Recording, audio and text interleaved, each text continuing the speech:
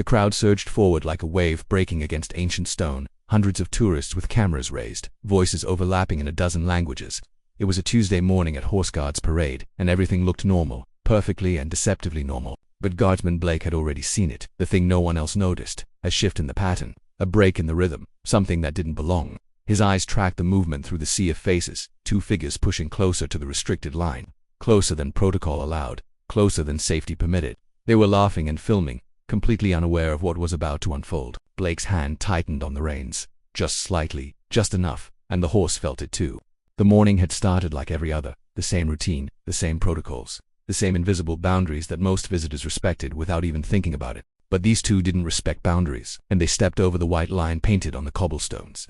The line that separates public space from royal authority, the line that exists for a reason. Blake watched them approach his position while they held phones and angled for the perfect shot.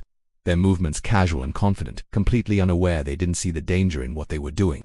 Most tourists don't see it. They see the guards as props, living statues in red tunics and bearskin hats, just photo opportunities and Instagram content, not the trained soldiers underneath the ceremony. Blake had been standing post for 2 hours and 40 minutes. His legs ached and his shoulders burned from holding position, but his mind was sharp, always sharp, because this job isn't about standing still, it's about watching. The taller one moved first, stepping fully across the boundary and reaching up toward the horse's bridle, reaching for something he had no right to touch.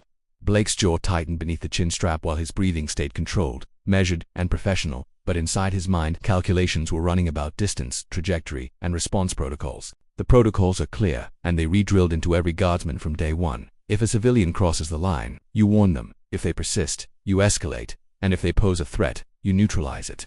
But the protocols were written before smartphones, before viral videos, before a single moment could define your entire career, before context became optional and outrage became currency. Blake understands this better than most because he has seen fellow guardsmen broken by incidents far less dramatic than his, seen careers ended by jokes taken out of context, seen good soldiers drummed out for doing exactly what they were trained to do.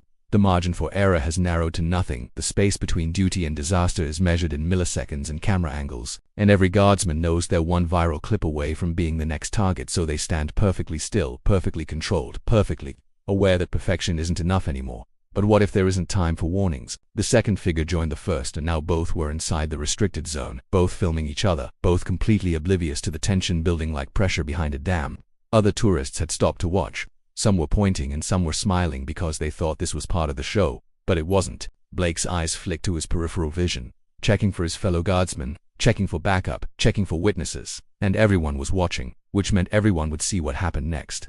The horse shifted its weight in a small movement, a warning sign that Blake recognized instantly, because the animal was uncomfortable, the proximity was wrong, and the situation was escalating. And then one of them reached out, not toward the horse this time, but toward Blake himself, fingers stretching toward the ornamental sword at his side, and that changed everything. There are rules in the British Army, rules that govern every aspect of duty, rules that protect both the guardsmen and the public. One of those rules is absolute. No one touches a guardsman's weapon. Not as a joke, not for a photo, never. Blake's training kicked in before conscious thought could interfere, and his voice cut through the crowd noise like a blade, sharp and commanding and impossible to ignore. Stand back from the King's Guard. The shout echoed off the buildings and tourists jumped, phones nearly dropped, and the two figures froze mid-retch, but they didn't step back. That was the second mistake because the first was crossing the line. The second was ignoring the warning, and there wouldn't be a third. Blake's horse responded to the tension in his rider's body as the massive animal took one deliberate step forward, then another, each hoof striking cobblestone with the weight of authority. The crowd gasped, and some people backed away instinctively while others raised their phones higher, sensing something dramatic was about to happen, and they were right. The taller tourist finally seemed to grasp the situation as his expression shifted from amusement to confusion to something that looked almost like fear, and he took a half step backward, but his companion didn't because she stood her ground, phone still raised, still filming. What would you do in that moment when you realize the person in the costume isn't playing a role? When you understand that the ceremony is real, that the authority is real, that your safety depends on respect you haven't shown? Blake made a decision, not with his mind but with his body, with years of training compressed into a single instant of action. The horse moved, not in attack but in displacement, in assertion of territory and authority, as the animal's shoulder pressed forward, creating space where the tourists stood. They stumbled backward, not violently and not dangerously, but undeniably and irrevocably, and the message was clear. This space is not yours. The crowd erupted in noise with some people clapping, some gasping, and some recording everything with shaking hands, but Blake wasn't finished.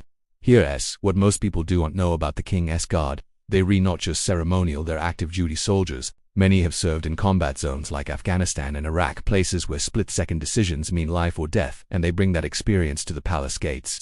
Blake held his position as the two tourists scrambled back across the white line with their faces flushed, embarrassed, angry maybe, and definitely shaken. But something was wrong, and Blake felt it before he could name it. The taller one was shouting now, not in English but in a language Blake didn't speak but recognized, the cadence, the sharp consonants, the rising tone of indignation. Other tourists were translating and murmuring, "He's saying it's racism," saying they were targeted because they look Asian. Blake's stomach tightened because this was the danger that training couldn't prepare you for. The moment when a security response becomes a political incident, when doing your job correctly can still destroy your career. Because here's the truth, the tourists weren't Japanese. Their ID cards, which security would later check, showed they were American, born in California, English as their first language, but they looked Asian, and in the age of social media, perception becomes reality faster than facts can catch up. Blake had 5 seconds to decide, let them rant and hope it blows over, or act again and risk making it worse. The woman was back at the line, not crossing it this time but shouting across it. Her phone pointed at Blake's face, recording everything, building a narrative. "You wouldn't treat white tourists like this. You singled us out. This is discrimination." The crowd was dividing, with some people nodding, some people shaking their heads, and everyone filming. Blake's commanding officer was 40 meters away, too far to intervene, too far to take control. And this moment belonged to Blake alone. What would you do when the rules are clear but the optics are terrible? When you know you're right but you might look wrong? When silence feels like admission and speaking feels like escalation? Blake chose silence, the kind of silence that speaks louder than words, the kind of silence that says, "I know what I saw, I know why I acted, and I don't need to justify a professional duty to amateurs with cameras." He reset his position with eyes forward and expression neutral, the perfect stillness that takes years to master. The woman kept shouting and her companion kept filming, and slowly, gradually, the crowd started to turn, not against Blake but against them. An older British woman stepped forward with grey hair and a tourist badge around her neck. She'd been watching the whole thing from the beginning. "I saw what happened," she said loudly. "You crossed the line. You tried to touch his sword. He warned you properly." Other voices joined in, with a French couple nodding, a German tour guide explaining the rules to his group, and an Australian man laughing. "Mate, you can't just grab a soldier's weapon. What did you expect?" The narrative was shifting but the phones were still recording, hundreds of them, each one a potential viral video, each one a potential career-ending clip taken out of context. Blake remained motionless as his training held him in place, even as his mind raced through possibilities. If this goes viral, what will the headlines say? "God intimidates Asian tourists," or "Tourists ignore safety protocols." The truth might not matter because the framing would decide everything. His commanding officer was moving now, walking with purpose but not urgency. The kind of approach that says, "I've got this under control. Stand down." But Blake couldn't stand down because he was still on post, still on duty, still representing something larger than himself. The two tourists were being led away by other guards, not arrested, just removed, given space to calm down, given distance to reassess. As they walked, Blake heard fragments of conversation. The woman was still insisting they were targeted while the man was arguing with her now, saying maybe they did cross the line. Maybe they did get too close. Doubt was creeping in and reality was reasserting itself. Blake's commanding officer stopped beside his position. Didn't look at him, didn't speak, just stood there for 3 seconds in silent acknowledgement. "You did your job. You held the line." Then he walked on. The crowd began to disperse as the show was over. Normal service resumed, and tourists returned to their safe distances, their respectful angles, their appropriate behavior. But Blake knew this wasn't over. Not really, because somewhere, someone was uploading video, writing captions, drawing conclusions, and he had no control over any of it. What bothers you more? The idea that he might face consequences for doing his job correctly, or the idea that two people learned nothing from the experience? This is where duty gets complicated, where doing the right thing doesn't guarantee the right outcome. 3 days later, the video surfaced, not on mainstream news but on social media, Twitter, TikTok, Reddit, the platforms where context dies and outrage thrives. The caption read, "British Guard attacks Asian tourists for taking photos. Shocking racism." The clip was edited and it started with Blake's horse moving forward. It didn't show the line crossing, didn't show the weapon grab, didn't show the warning. Just the confrontation, just the displacement, just what looked, in isolation, like aggression. Within 6 hours, it had 2 million views. Within 12 hours, it was international news. CNN mentioned it, BBC covered it, and the tourists gave interviews describing their terrifying experience with a racist. Guard Blake wasn't allowed to respond because military protocol forbade it. He could only watch as strangers on the internet decided his character, his intentions, his future. But then something unexpected happened. Other videos emerged, longer ones, unedited ones, showing the full sequence with the line crossing, the reach toward the weapon, the proper warning. And the measured response. The narrative collapsed like a house of cards in a strong wind. News outlets issued corrections, social media threads filled with retractions. The tourists stopped giving interviews, and their 15 minutes of victimhood evaporated when the full truth emerged. Blake's commanding officer called him into the office, not for discipline but for commendation. You held your position. You followed protocol. You did everything right. But Blake didn't feel triumphant. He felt exhausted, because he knew this would happen again with different tourists, different cameras, same story. The Royal Guard isn't about fighting external enemies anymore. It's about maintaining dignity in an age of manufactured outrage. About holding boundaries when everyone has a phone and an opinion. It's about being judged by people who have never worn the uniform, never held the post, never felt the weight of duty pressing down on their shoulders while cameras circle like vultures. Blake returned to his post the next morning with the same routine, same protocols, same invisible boundaries. But something had changed. The tourists who approached his position were different now, more careful, more respectful. They'd seen the videos and they knew what happened when you crossed the line, not because they feared the horse, but because they understood the principle. Boundaries exist for reasons. Rules serve purposes, and authority, when properly exercised, protects everyone. The official report was filed and forgotten as 2 paragraphs in a daily log. Civilian boundary violation. Warning issued. No injuries, no formal charges. That's all it was officially. That's all it will ever be in the records. But unofficially, it became something else. A teaching moment, a case study, a reminder to every new guardsman in training. Blake occasionally sees people pointing at him during duty. Not aggressively, just recognition. That's the guard from the video, and some people nod with approval while some people look disappointed that he's not constantly confronting tourists. He's the same as he's always been, professional, vigilant, present. The 2 tourists never apologized because they didn't need to. The internet had already rendered its judgment. Their social media accounts went quiet, and their moment of outrage was replaced by someone else's manufactured crisis. That's how it works now. Everyone gets their 15 minutes of victimhood, then the algorithm moves on. But here's what stays with Blake. The moment before the confrontation. The split second when he saw them reaching for his weapon. The instant when everything could have gone terribly wrong. Because what if they hadn't just been tourists taking inappropriate photos? What if there had been real malicious intent? What if his hesitation to appear racist had cost him his safety? These are the calculations that soldiers make in milliseconds. The balance between caution and action, between offense and defense, between duty and perception. And they make these calculations while strangers film them, judge them, edit them, narrate them. Blake doesn't talk about that day. When fellow guardsmen ask, he shrugs. Just another Tuesday. He deflects. He minimizes. Because what else can he do? He can't control the narrative. Can't stop the cameras. Can't prevent the next viral video that strips away context and reduces complex situations to simple villains and victims. All he can do is hold his post, follow his training, and trust that the full truth will eventually emerge, even if it takes longer than the lie to spread. The white line is still there, painted fresh every week, crossed every day by people who don't know better or don't care. And guards like Blake stand ready to enforce it, not because they enjoy confrontation, but because boundaries matter, because without them, ceremony becomes chaos, tradition becomes tourism, and authority becomes performance. Blake finishes his shift at 1400 hours as the formal handover takes 3 minutes with crisp salutes. Verbal confirmation of post status, and no incidents reported beyond the one that would define his week. He walks to the changing room where the red tunic comes off, the bearskin cap goes back on its stand, the sword returns to its rack, and layer by layer the ceremony peels away until only the soldier remains. In civilian clothes, Blake is invisible.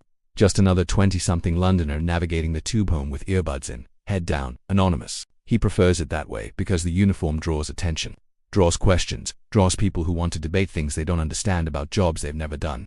But tonight, as he rides the Northern Line, he notices people watching their phones, scrolling, pausing, scrolling again. And he catches glimpses of red uniforms on screens, horses, tourists, confrontations. He wonders if any of them are watching his video, judging his actions, deciding his character based on 15 seconds of edited footage. And he wonders if they'd recognize him sitting 3 seats away. Probably not. The guardsman on the screen looks 7 feet tall, intimidating, powerful, while the man on the train looks ordinary, tired, human.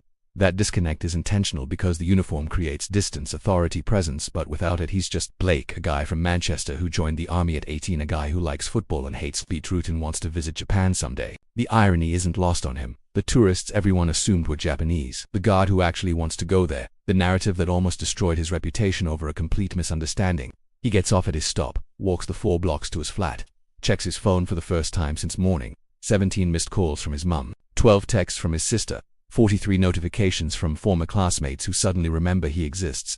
Is that you in the video? Did you really attack those people? Why are you being so aggressive?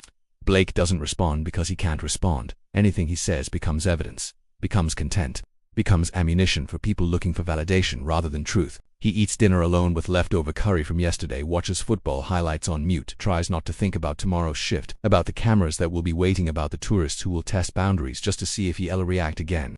He falls asleep around 2,200 hours and dreams of white lines that stretch infinitely in all directions. Lines that everyone can see, but nobody respects. Lines he's supposed to defend with nothing but presence and protocol. But tomorrow morning he'll put the red tunic back on, settle the bearskin cap on his head, mount his horse, and take his position on the oldest battlefield in the modern age. The battlefield of perception versus reality, of duty versus optics, of tradition versus social media. And he'll hold the line because that's what guardsmen do, not because it's easy, not because it's appreciated, but because someone has to.